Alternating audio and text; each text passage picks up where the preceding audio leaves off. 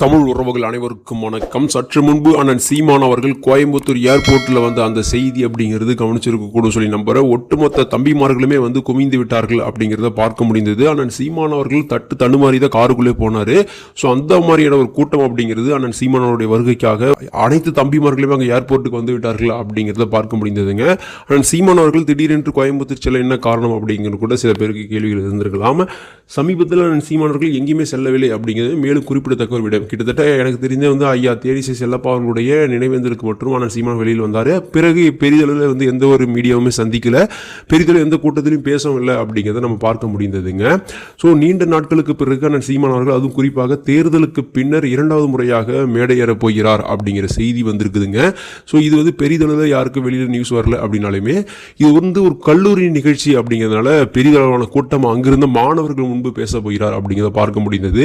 அண்ணன் சீமான் அவர்கள் தொடர்ச்சியாக இளம் தலைமுறையிடம் தான் நம்முடைய கருத்தில் கொண்டு போய் சேர்க்க முடியும். அவர்கள் தான் வந்து எழுத வெள்ளைத்தாளாக இருக்கிறார்கள் அப்படின்னு பலமுறை எடுத்து சொல்லியிருப்பாரு.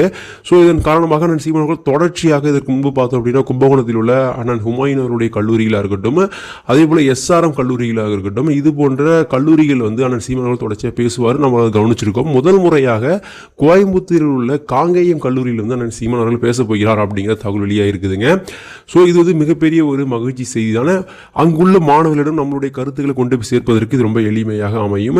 உறுதியாக நாளை தான் சீமானோட பேச்சு ரொம்ப ஆக்கபூர்வமாக கண்டிப்பாக இருக்கும் அப்படின்னு சொல்லி நான் நம்புறேன் உறவுகளே. அதே போல அண்ணாமலை அவர்களுமே சமீபத்தில் ஒரு மாநாடுமே அந்த பகுதியில் நடத்தினா நீங்க கவனிச்சிருக்கக்கூடும், பொள்ளாச்சி பகுதியில். ஸோ இது போன்ற இந்த சூழலில் உடனடியாக அதே பகுதிக்கு அண்ணன் சீமான் அவர்கள் சென்று பேருரை ஆற்ற காத்திருக்கிறார். அது மாணவர்களுக்கு மத்தியில், அது புதிய இடத்தில் அப்படிங்கிறது கூடுதல் செய்தியாக பார்க்கப்படுகிறது. நாளை தினம் அண்ணன் சீமானோட பேச்சுக்காக ஒட்டுமொத்த தம்பிமார்களும் காத்துக் கொண்டு இருக்கிறார்கள் உறவுகளே.